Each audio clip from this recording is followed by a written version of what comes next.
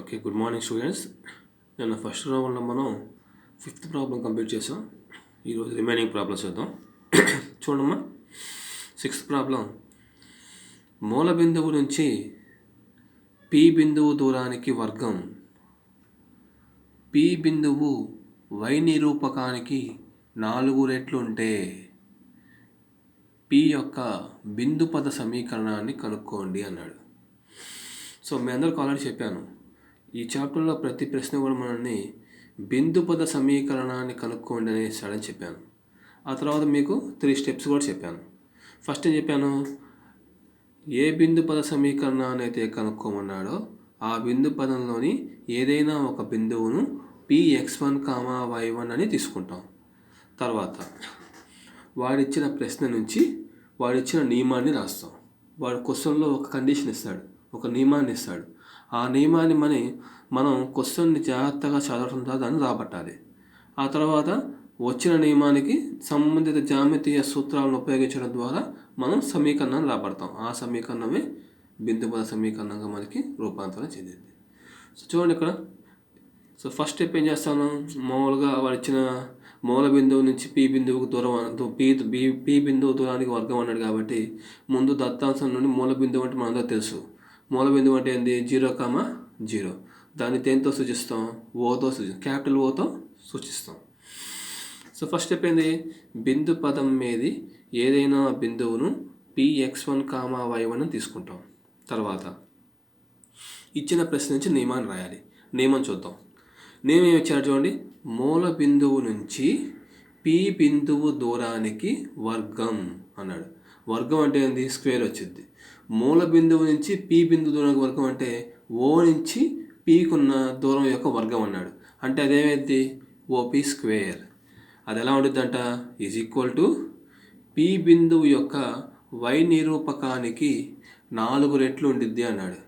మరి పి అంటే ఏమనుకున్నాం మనం, x1, y1. మరి దాని యొక్క వై నిరూపకం అంటే ఏంది, y1. దానికి 4 రెట్లు అంటే 4 × y1. సో క్వశ్చన్లో మనకి ఏమి ఇచ్చాడంటే, మూల బిందువు నుంచి పి బిందువు దూరానికి ఉన్న వర్గం అంటే దాని యొక్క స్క్వేర్ రూటు. దేని యొక్క స్క్వేర్ రూటు, మూల బిందువు నుంచి పి బిందువు దూరానికి ఉన్న వర్గం యొక్క స్క్వేర్ దేనికి సమానంగా ఉందంట, పి బిందువు యొక్క వై నిరూపకానికి 4 రెట్లు ఉంది అన్నాడు. అంటే పి బిందువు అంటే ఏంది, ఇక్కడ x1, y1. దానికి 4 రెట్లు అంటే 4 × y1. ఇది దత్త నియమం. సో ఇది వాడు ఇచ్చాడు క్వశ్చన్లో. ఇప్పుడు మనం సంబంధించిన ఫార్ములాను ఉపయోగిస్తాం. చూడండి, ఓపీ స్క్వేర్. మామూలుగా ఓపీ అంటే ఓ నుంచి పీకున్న దూరం, అదే మూల బిందువు నుంచి పీకున్న దూరం. ఓ అంటే ఏంది, ఇక్కడ 0,0. పి అంటే x1, y1. ఓపీ స్క్వేర్ వాడే ఇచ్చాడు కాబట్టి ఫార్ములా ప్రకారం మనకి ఇక్కడ రూట్ రాదు.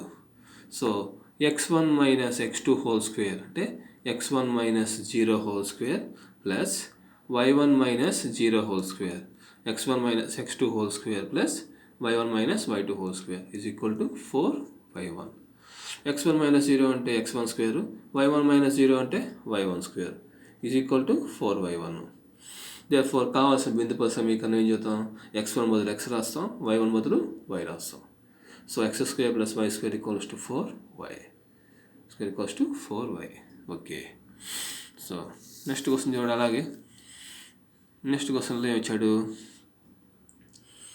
7th question. మీ 7th క్వశ్చన్లో మీకు ప్రాబ్లం లేకుండా కండిషన్ వాడే ఇచ్చాడమ్మా.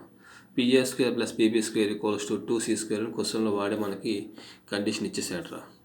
సో చూడండి, ఇక్కడ బిందువులు ఏమి ఇచ్చాడంటే A0, capital A = a, 0, capital B = -a, 0, 0 less than mod a less than mod c. తర్వాత pa² + pb² = 2c² అయ్యేటట్లుగా p యొక్క బిందు పద సమీకరణాన్ని కనుక్కోండి అన్నాడు. ఇప్పుడు దాకా మీరు చేసే ప్రశ్నలన్నింటిలో వాడిచ్చిన ప్రశ్న జాగ్రత్త చదివి మీరు నియమాన్ని రాబట్టాలి. ఇక్కడ నియమాన్ని రాబట్టే పని లేకుండా వాడే నియమాన్ని మనకి ఇచ్చాడు. ఏమని ఇచ్చాడు చూడండి, ఏమని ఇచ్చాడు నియమం చూడండి ఒకసారి.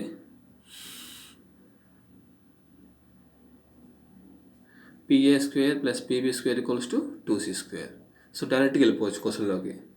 ఇక్కడ డిస్కస్ చేయడానికి కూడా ఏం లేదు మనకి, ఎందుకంటే డైరెక్ట్గా దత్త నియమం వాడే చెప్పేశాడు కాబట్టి.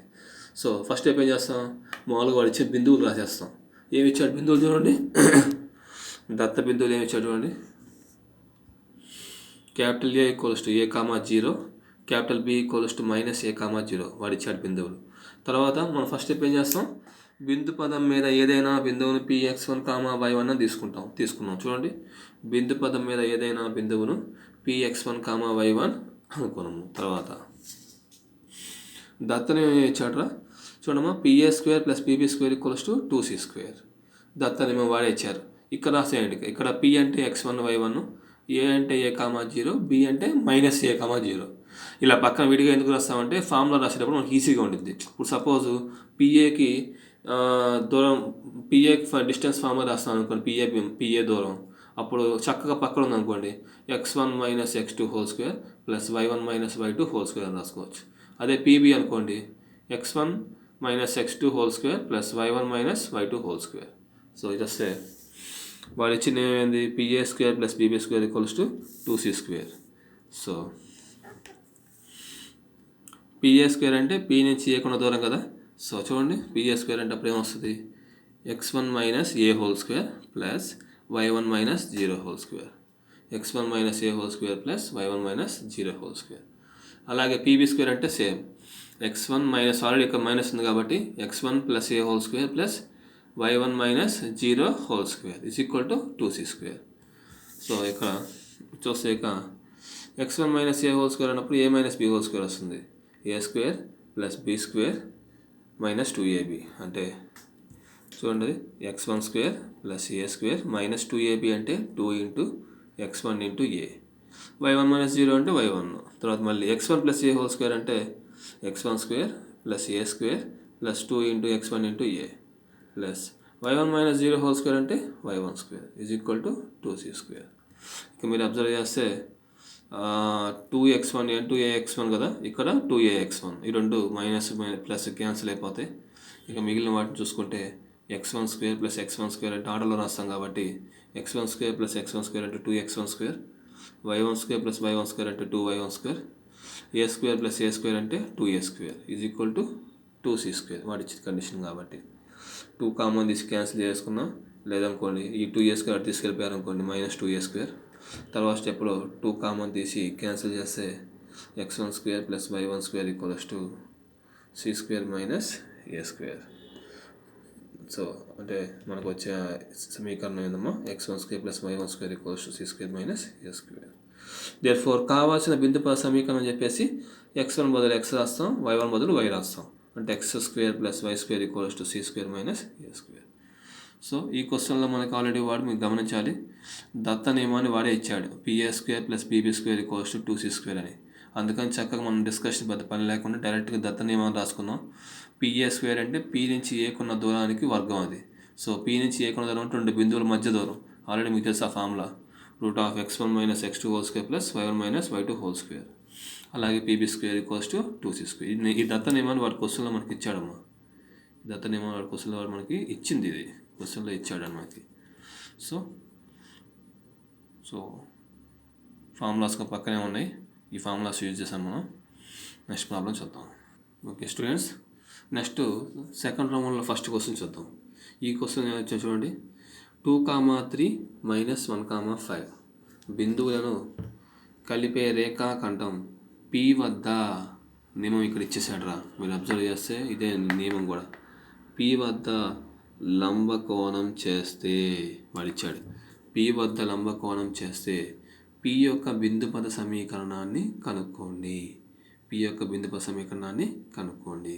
సో మామూలుగా మీరు P యొక్క బిందు పద సమీకరణాన్ని కనుక్కోండి అన్నాడు కాబట్టి ఫస్ట్ మీరు ఏం చేస్తారంటే ముందు దత్త బిందువులు రాసేయండి, a2, 3, b - 1, 5 అని రాసేయండి. తర్వాత బిందు పదంలోని ఏదైనా బిందువును px1 y1 అని తీసుకుందాం. తర్వాత వాడు ఇచ్చే నియమం ఏంటంటే, ఈ 2 బిందువులు ఉన్నాయి కదా, AB అనే 2 బిందువులు, ఈ 2 బిందువులు కలిపే రేఖాఖండం P వద్ద లంబకోణాన్ని చేస్తుంది అన్నాడు. అంటే డయాగ్రామ్ ఇది, AB బిందువులు ఈ 2 బిందువులను కలిపే రేఖాఖండం P వద్ద లంబకోణాన్ని చేస్తుంది. లంబకోణాన్ని చేస్తుందంటే అక్కడ ఎంత యాంగిల్ ఫామ్ అయ్యింది, 90 degrees ఫామ్ అయ్యింది. అదే రాద్దాం. సో బిందు పదం మీద బిందు px1 y1 అని తీసుకుందాం. ఇక్కడ x1 y1 అని తీసుకోండి, సరిపోద్ది. అప్పుడు x1 ఇది y1 అయ్యిద్ది, x1 y1 అనుకుందాం. సో దత్తాంశం ప్రకారం పి వద్ద లంబకోణం చేస్తుంది కాబట్టి యాంగిల్ ఏపీబీ ఎంత అయితే మనకి 90 డిగ్రీస్ అయ్యింది. మరి అది లంబకోణ త్రిభుజం కాబట్టి మీకు లంబకోణ త్రిభుజం అయితే పైథాగరస్ థియరం ఉంది కదా, ఏమనుంది? కర్ణము స్క్వేర్ ఈక్వల్స్ టు భుజము స్క్వేర్ ప్లస్ భుజము స్క్వేర్. కర్ణము స్క్వేర్ ఈక్వల్స్ టు భుజము స్క్వేర్ ప్లస్ భుజము స్క్వేర్. ఇక్కడ కర్ణం అంటే ఏమొస్తుంది మనకి? ఏబి వస్తుంది. తర్వాత భుజం అంటే AP square plus PA square plus PB square. చూడండి, PA square plus PB square equals to AB square. భుజము స్క్వేర్ ప్లస్ భుజము స్క్వేర్ ఈజ్ ఈక్వల్ టు కర్ణము స్క్వేర్. ఇది కర్ణం వేద్దామా? ఇక్కడ ఇది కర్ణం, ఇది కర్ణం, ఇది వచ్చేసి భుజము, ఇది కూడా భుజము. అక్కడ లంబకోణ త్రిభుజాన్ని ఫామ్ చేస్తుంది కాబట్టి పైథాగరస్ థియరం ఉపయోగించాను. భుజము స్క్వేర్ ప్లస్ భుజము స్క్వేర్ ఈక్వల్స్ టు కర్ణము స్క్వేర్. భుజము స్క్వేర్ అంటే అప్పుడు ఏమవుతుంది? PA square plus PB square is equal to కర్ణము స్క్వేర్ అంటే ఏబీ స్క్వేర్. మళ్ళీ మామూలే, పిఏ అంటే పి నుంచి ఏకున్న దూరం, పిఏ స్క్వేర్ అంటే ఆ దూరానికి వర్గం. మరి రెండు బిందువుల మధ్య దూరం మీకు ఆల్రెడీ తెలుసు, √(x1 - x2) square plus y1 - y2 square. చూడండి, బిందువులు వరుసగా ఇక్కడ రాశా, రెండు పక్క పక్కన రాశా. px1 y1 a2,3 b-1,5. ఇలా రాయటం వల్ల ఉపయోగం ఏంటంటే, ఇప్పుడు సపోజ్ పిఏకి దూరంగా అనుకుంటున్నాను అనుకోండి, చక్కగా రెండు పక్కకు వచ్చేస్తాయి. అప్పుడు x1 - x2 square plus y1 - y2 square. అప్పుడు ఇది x2 y2 అయింది. అదే పీబీకి వచ్చామనుకోండి, అప్పుడు x1 - x2 square plus y1 - y2 square. చూడండి, పిఏ స్క్వేర్ అన్నప్పుడు x1 - 2 square plus y1 - 3 square. అదే పీబీ స్క్వేర్ అన్నప్పుడు x1 - x2 అన్నప్పుడు ప్లస్ అయ్యింది, x1 + 1 square plus y1 - 5 square is equal to AB square. అంటే మళ్ళీ ఇక్కడ ఈ రెండింటికి డిస్టెన్స్ దూరం ఫార్ములా వేయాలి. x1 - x2 అంటే 2 + 1 స్క్వేర్ ప్లస్ y1 - y2 అంటే 3 - 5 స్క్వేర్. ఇక్కడ నుంచి మనం x1 - 2 స్క్వేర్కి ఏమో a - b స్క్వేర్ అప్లై చేస్తాం. ఇలా x1 ప్లస్ ఉన్నప్పుడు దానికేమో a + b స్క్వేర్ అప్లై చేస్తాం. మీకు ఆ ఫార్ములాస్కో తెలుసు, కింద రాసేవైనా. a - b స్క్వేర్ అంటే a square plus b square minus 2ab.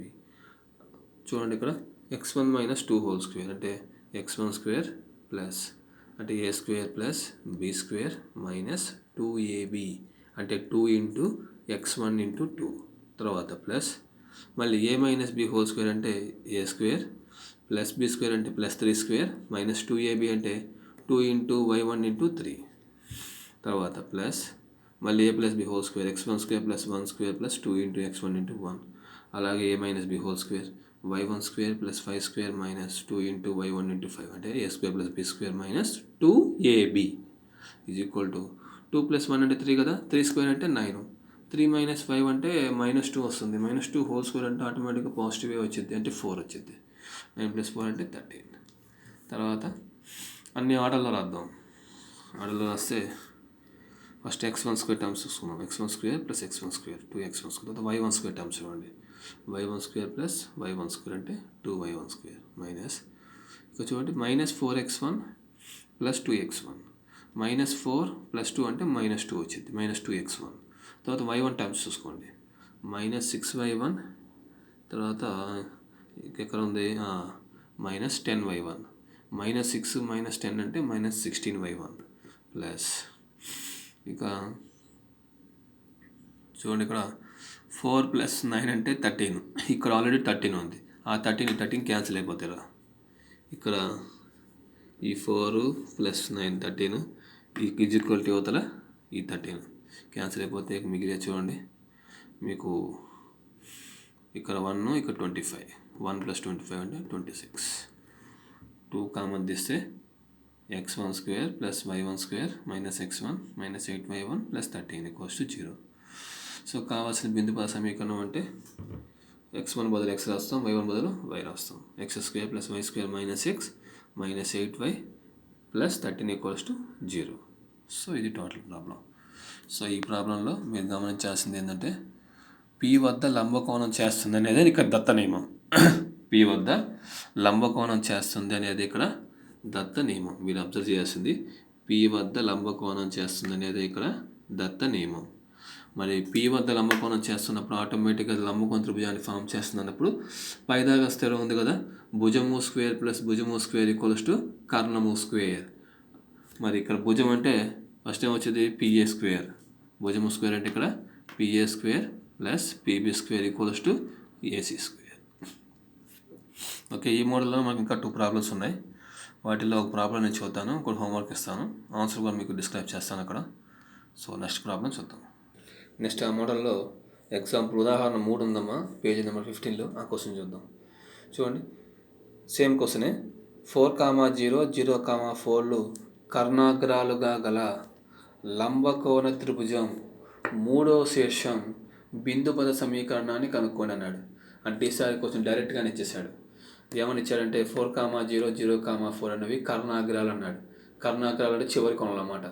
అవి ఏమన్నాడు, కర్ణాగ్రాలుగా గల లంబకోణ త్రిభుజం మూడవ శీర్షం యొక్క బిందుపద సమీకరణాన్ని కనుక్కోమన్నాడు. సో జనరల్గా ఏం చేస్తాం, దేని యొక్క బిందుపద సమీకరణం అది కనుక్కోమన్నాడో దాని నుంచి ఏం చేస్తాం, ఒక బిందువుని తీసుకుంటాం, px1, y1. సో ఇక్కడ చూద్దాం, క్వశ్చన్ వాడే ఇచ్చేసాడు కాబట్టి కర్ణాగ్రాలు కానీ, కర్ణాగ్రం వచ్చేసి ఏమవుతుంది, ఇక్కడ కర్ణం అంటే ఏబి అనేవి ఎండ్ పాయింట్స్ అని చెప్పాడు, అంటే చివరి కోణంలో. సో ఈ రెండు ఏమవుతున్నాడు, పి వద్ద లంబకోణం చేస్తున్నప్పుడు ఆ పి వద్ద ఉండే ఆ బిందువు యొక్క బిందుపద సమీకరణాన్ని కనుక్కోమన్నాడు, అంటే px1, y1. మరి ఇచ్చింది లంబకోణ త్రిభుజం అయినప్పుడు ఆటోమేటిక్గా ఫార్ములా ఏమైంది, PA square plus BB square equals to AB square. ఇందాక ప్రాబ్లం లాగే PA square plus BB square equals to AB square. So మన కన్వీనియన్స్ కోసం పక్కనే రాస్తామని చెప్పా కదా, పి అంటే x1, y1, ఏ అంటే 4,0, బి అంటే 0,4. పిఏ స్క్వేర్ అంటే పి నుంచి ఏకున్న దూరానికి వర్గం, పి నుంచి ఏకున్న దూరానికి వర్గం. సో అదేమి చూడండి, x1 minus x2 whole square plus y1 minus y2 whole square plus PB square అంటే x1 minus 0 whole square plus y1 minus 4 whole square is equal to AB square అన్నప్పుడు 4 minus 0 whole square plus 0 minus 4 whole square. 16 వచ్చింది ఇక్కడ కూడా 16, ఎందుకంటే 4 minus 0 అంటే 4 కదా, 4 square అంటే 16. 0 minus 4 అన్న 4 కాబట్టి 4 స్క్వేర్ అంటే 16. తర్వాత ఇంక ఇది మామూలుగా A minus B whole square, ఇది A minus B whole square. A minus B whole square అంటే A square plus B square minus 2ab. A square అంటే x1 square plus B square అంటే 4 స్క్వేర్ 16 మైనస్ 2ab అంటే 2 into x1 into 4, 2 4s are 8 కదా, అంటే 8x1. y1 minus 0 అంటే y1 square plus x1 minus 0 అంటే x1 square, y1 minus 4 whole square అంటే మళ్ళీ ఇది కూడా A minus B whole square, A square plus B square minus 2ab. A square అంటే y1 square plus B square అంటే 4 square అంటే 16 minus 2ab అంటే 2 into 4 into x1 y1 అంటే 2 4s are 8, 8y1 is equal 16 plus 16 is equal to అవతల 16 is equal to అవతల 16 cancel అయిపోద్ది. ఇక్కడ కూడా ఈజ్ ఈక్వల్ టు అవతల 16 అవతల ఈజ్ ఈక్వల్ అవతల 16 క్యాన్సిల్ అయిపోద్ది.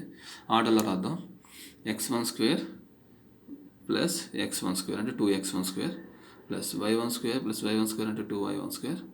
తర్వాత minus 8x1 minus 8y1 is equals to 0. 2 common తీసి క్యాన్సిల్ చేద్దాం. అప్పుడు x1 square plus y1 square equals to minus 4x1 minus 4y1. So therefore కావాల్సిన బిందుపద సమీకరణం అని చెప్పేసి x1 బదులు x రాస్తాం, y1 బదులు y రాస్తాం. సో ఈ క్వశ్చన్ మీకు కొంచెం ఇందాక క్వశ్చన్ లాగే సేమ్. డైరెక్ట్గా వాడి క్వశ్చన్లో మీకు లంబకోణ త్రిభుజం అని చెప్పేశాడు. ఆ లంబకోణ త్రిభుజం వద్ద ఉన్న ఆ మూడవ శీర్షం యొక్క బిందు పదాన్ని కనుక్కొని అన్నాడు. ఆ మూడవ శీర్షాన్ని ఏమని తీసుకున్నాం మనం, పి అని తీసుకున్నాం. మరి లంబకోణ త్రిభుజం అంటే మీ అందరికీ తెలుసు, పైదాగా స్థిరాన్ని ఉపయోగిస్తాం. భుజము స్క్వేర్ ప్లస్ భుజము స్క్వేర్ ఈక్వల్స్ టు కర్ణము స్క్వేర్, అంటే PA square plus PB square equals to AB square. PA అంటే పి నుంచి ఏకున్న దూరం కదా, స్క్వేర్ అంటే దాని వర్గం, అంటే ఇక రూట్ రాకుండా పోద్ది అన్నమాట. అందుకని డైరెక్ట్గా x1 minus x2 whole square plus y1 minus y2 whole square. Same PB square అన్న ఏబీ స్క్వేర్ అన్న అలాగే వస్తుంది. సో ఈ మోడల్లో ఉన్న లాస్ట్ క్వశ్చన్ మనకి అభ్యాసంలో ఉంది. సేమ్ ఇదే క్వశ్చన్ రా, 0,6, 6,0లు కర్ణాగ్రాలుగా గల లంబకోణ త్రిభుజం మూడవ శీర్షం యొక్క బిందుపద సమీకరణాన్ని కనుక్కోండి అన్నాడు. సేమ్ ఇదే క్వశ్చన్ అమ్మా. ఈ క్వశ్చన్లో 4,0, 0,4 ఉంది కదా, అదే క్వశ్చన్లో 4 బదులు 6 ఇచ్చాడు అంతే. 6,0, 0,6 కర్ణాగ్రాలుగా గల లంబకోణ త్రిభుజం మూడవ శీర్షం యొక్క బిందుపద సమీకరణాన్ని కనుక్కోండి అన్నాడు. సో సేమ్ అదే క్వశ్చన్ మీరు అబ్జర్వ్ చేస్తే కింద ఇచ్చాను హోంవర్క్ కింద. 0,6, 6,0 కర్ణాగ్రాలుగా గల లంబకోణ త్రిభుజం మూడవ శిష్యం యొక్క బిందు పద సమీకరణాన్ని కనుక్కోండి. ఆన్సర్ సేమే వచ్చింది, పైనే వచ్చింది. పైన క్వశ్చన్లో -4x -4y వచ్చినాయి కదా. ఆన్సర్ ఇక్కడ ఆన్సర్ వచ్చిందంటే -6x -6y = 0 వచ్చింది. Same question. ఈ క్వశ్చన్లో మనం పెద్ద కష్టపడే పని లేకుండా వాడే ఇచ్చేసాడు. లంబకోణ త్రిభుజాన్ని ఏర్పరుస్తున్నాయని చెప్పేశాడు. మరి లంబకోణ త్రిభుజాన్ని ఏర్పరుస్తున్నాయి అన్నప్పుడు ఆటోమేటిక్గా ఇక్కడ లంబకోణ త్రిభుజం ఏర్పరుస్తుందని చెప్పాడు కాబట్టి ఇదిగో లంబకోణ త్రిభుజం అన్నాడు కాబట్టి ఇదే మెయిన్ మనకి ఇక్కడ. లంబకోణ త్రిభుజం అనగానే అంటే మనకి ఏం గుర్తు రావాలి? పైదాగా సిద్ధాంతం గుర్తు రావాలి. ఏంటది? భుజము స్క్వేర్ ప్లస్ భుజము స్క్వేర్ = కర్ణము స్క్వేర్. సో అందుకని చక్కగా కర్ణం యొక్క మూల చివరి కొనలు తీసుకున్నాయి. ఈ రెండు ఏమన్నాడు? పి వద్ద లంబకోణ త్రిభుజం ఏర్పరిస్తే ఆ పి అనే శీర్షం యొక్క బిందు పద సమీకరణాన్ని కనుక్కోండి అన్నాడు. సో అందుకని చక్కగా భుజము స్క్వేర్ ప్లస్ భుజము స్క్వేర్ = కర్ణము స్క్వేర్ ఉపయోగించాం. సేమ్ ఇదే మోడల్లో ఉన్న ఇంకో క్వశ్చన్ ఏమని చెప్పాను? ఈ 4 బదులు 6 వచ్చింది. అంటే 6, 0, 0, 6 కర్ణాగ్రాలుగా గల లంబకోణ త్రిభుజం మూడవ శీర్షం కనుక్కున్నాడు. మూడవ శీర్షం బిందు పదం కనుక్కోండి అన్నాడు. సేమ్ ఇదే మోడల్ 4 బదులు 6 రాయండి. ఆన్సర్ కూడా సేమ్ ఇదే వచ్చింది.